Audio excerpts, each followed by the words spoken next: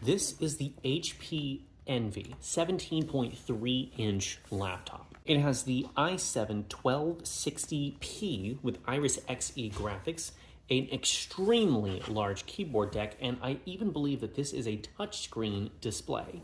But it needs some additional RAM and an SSD. There are 5 screws that need to be removed, 3 along the back and 2 along the front.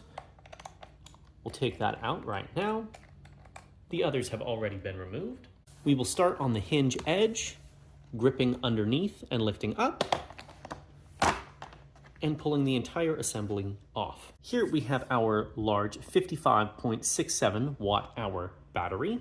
We have our RAM heat dissipators, our Wi-Fi card, and this is for our SSD, and we have 2 fans in a laptop this size, which I think is really cool.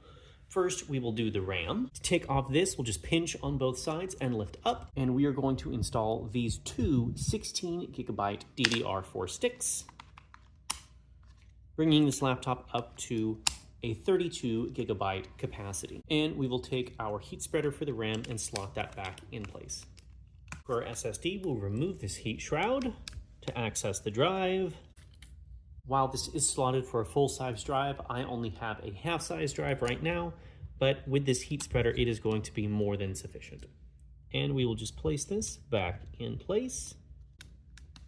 And that is all there is to this upgrade. We are going to take our panel, put this right back over top, clicking into place. And then we can reinstall our screws.